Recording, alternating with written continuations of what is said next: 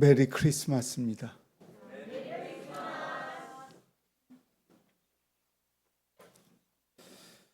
성탄절에 동방박사들이 아기 예수님을 경배한 사건이 없었다면 아마도 성탄절의 신비한 감격과 표현하기에 부족했을 것입니다. 동방박사의 이야기는 아이들이나 어른들 모두에게 감동을 주는 성경적인 성탄절 사건입니다. 동방박사들이 아기 예수님을 경배한 이야기 속에서 그때나 지금이나 변하지 않는 성탄절의 기쁨이 있음을 발견하게 됩니다. 첫째, 기쁨이 있습니다. 동방박사들은 기나긴 여행길을 기쁨으로 생각했습니다.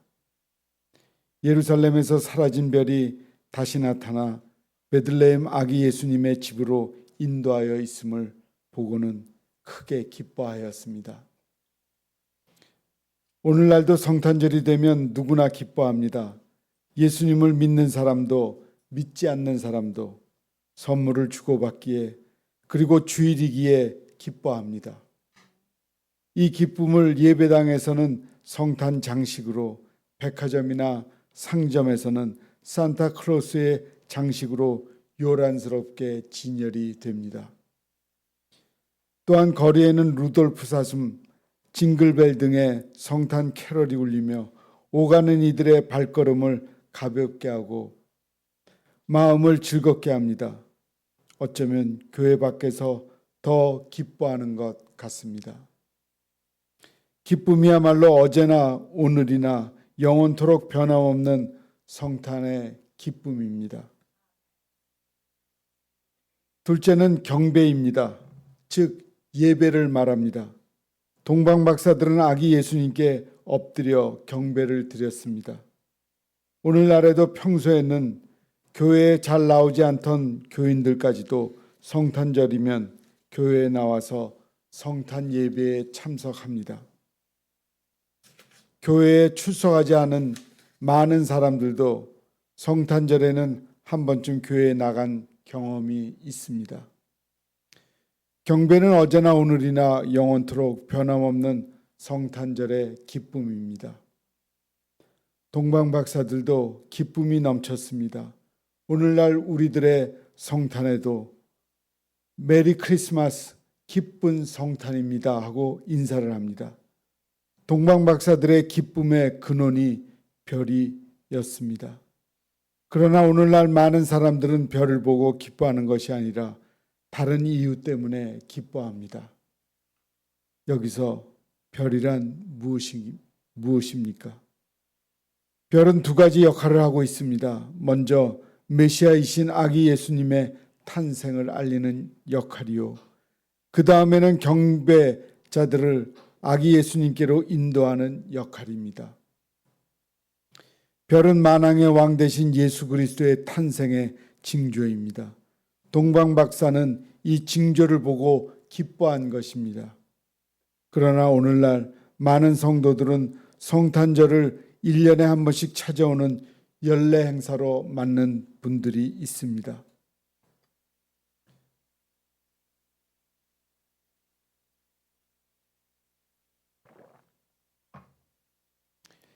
예수님의 탄생의 의미는 생각하지 않고 그저 성탄의 분위기에 휩싸여 기뻐합니다.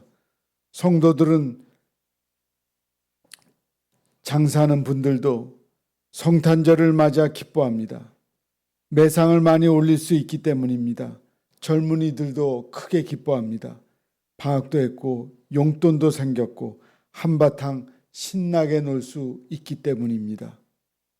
오늘날 우리는 성탄절을 맞아 구주 예수님의 탄생의 징조인 별을 보고 기뻐하고 있습니까? 성탄절은 예수님께 경배해야 합니다. 동방박사는 엎드려 아기 예수님께 경배를 드렸습니다.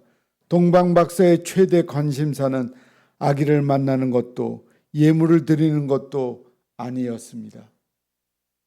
최대의 관심사는 아기 예수님께 경배를 드리는 것이었습니다. 왕으로 오신 그분의 처소가 초라하지만 자신의 지위를 버리고 예수님께 무릎을 꿇고 엎드려 경배한 것입니다. 오늘 우리가 예수님께 경배드리는 자세는 어떠합니까? 무릎을 꿇지 않고 뻣뻣한 다리로 경배를 드리고 있지는 않습니까? 고개를 숙이지 않고 목에 깁스를 한 사람처럼 꼿꼿한 자세로 주님께 경배를 드리고 나오지는 않습니까? 우리는 무릎을 꿇고 엎드려 경배를 드려야 합니다. 성탄절의 특징은 예물입니다. 동방 박사들은 아기 예수님께 나와 경배할 때 정성 들여 준비한 황금과 유황과 모략을 드렸습니다. 오늘날 우리는 성탄 예배를 드리면서 헌금을 드립니다. 정성을 들여서 준비한 선물을 존경하는 분에게 드립니다. 그러나 우리가 매년 전하는 성탄 선물의 대상자 중에 아기 예수님은 빠져 있지는 않습니까? 아니면 가장 먼저 경배하고 예물을 드려야 할 그분이 맨 끝에 가 있지는 않습니까? 사랑하는 성도 여러분, 이번 성탄절에는 우리가 드릴 성탄 선물 명단에 우리 예수님이 빠지지 않기를 바랍니다. 예수님이 여러분의 부모님보다, 아내나 남편보다 제일 먼저 있기를 원합니다.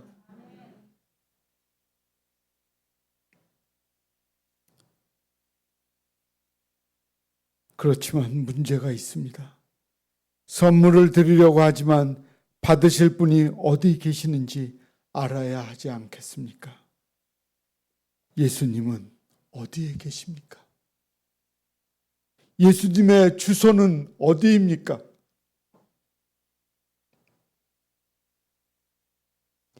예수님은 마태복음 25장 40절에서 지극히 작은 자 하나에게 한 것이 곧 내게 한 것이니라고 말씀하셨습니다.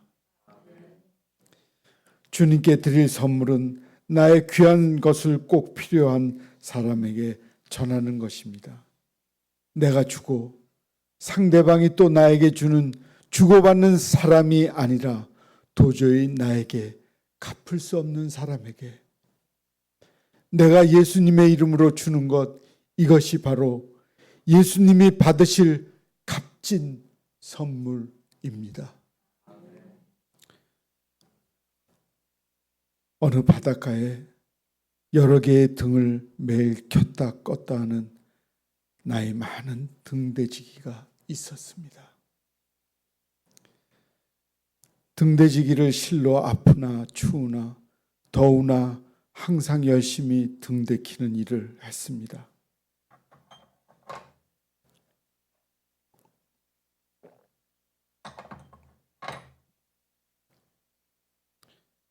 그 정성이 너무 애처로웠기에 한 젊은이가 한 번은 이렇게 말했습니다.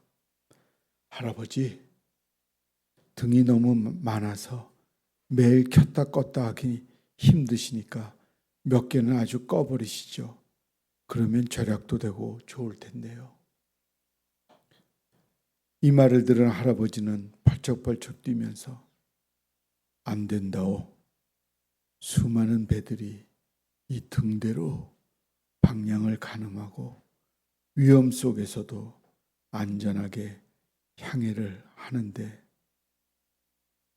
만약 한 개라도 꺼진다면 불빛이 약해서 바다에서 많은 사고가 생길 것이 왜다. 동방 박사들은 별의 인도함으로 베들레헴까지 무사히 올 수 있었습니다. 인도하던 별이 없었다면 동방 박사들은 아무것도 발견하지 못하는 길을 잃고 헤매었을 것입니다. 바로 우리들의 악한 세상에서 등대와 별과 같은 존재들입니다. 그런데 만약 우리들 중 어느 한 사람이라도 작은 빛으로서 역할을 제대로 감당하지 못한다면 어떻게 되겠습니까? 항로를 잃은 배처럼 참빛 대신 예수님을 발견하지 못하므로 어둠 속에서 죽어가는 많은 영혼들이 생길 것입니다. 그러므로 영혼들을 위해서 우리는 끝까지 우리들의 작은 빛을 밝혀 그들을 하나님 앞으로 인도해야 합니다. 별이 동방 박사들을 목적지인 베들레헴까지 인도하는 것처럼 A 고드는 이런 말을 남겼습니다. 역사상 하나님의 약속은 어김없이 이루어졌습니다. 따라서 앞으로도 반드시 이루어질 것입니다. 그리고 그릴파 제어는 예배는 사람에게는 애정이며 신에게는 존경의 표시입니다. 라고 하였습니다.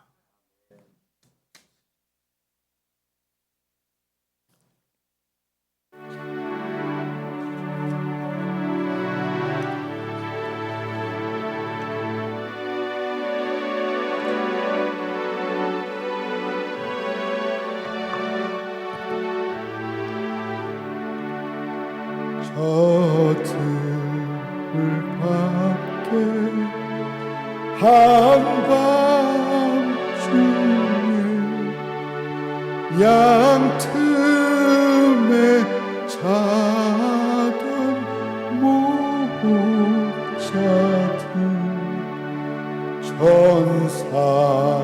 천사들이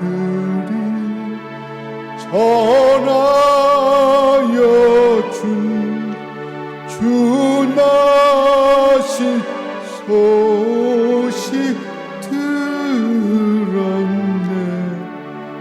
노엘 노엘 노엘 이스라엘 왕이 나셨네. 우리 같이 하죠. 저도 동방에 별 하나가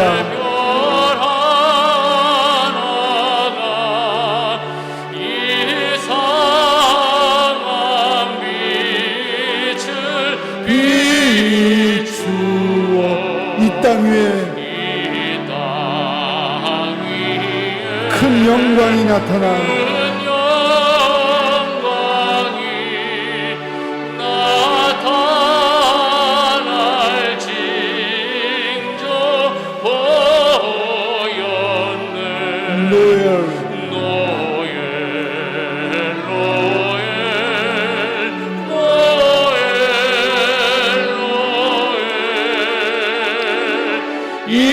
이스라엘 왕이 나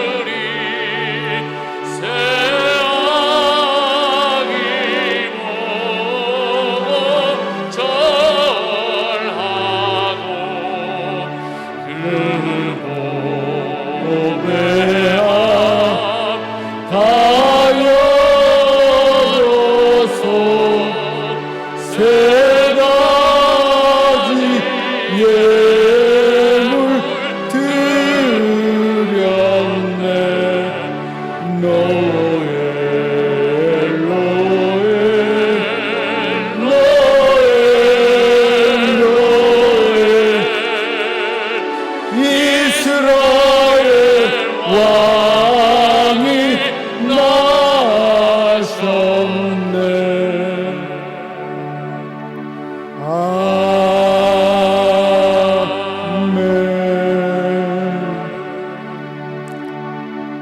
기도하겠습니다. 하나님, 오늘은 성탄절입니다. 주님이 오신 날, 또 이제는 주님이 다시 오실 날을 기다리는 저희들입니다. 주님이 이 땅에 오신 그날을 기뻐하며 축하하며 크리스마스를 너무나 기뻐합니다. 주님의 그 크신 사랑 안에 주님이 오신 날을 기뻐하며 이렇게 예배를 드리는 우리 얼마나 감격하며 감사한지 모릅니다. 주님이 오신 날, 이제 기다리고 있는 다시 오실 주님을 반기며 기다리는 저희들을 은총을 내려 주시옵소서. 그리고 주님은 홀로 영광을 받아 주시옵소서. 예수님의 이름으로 기도합니다. 아멘.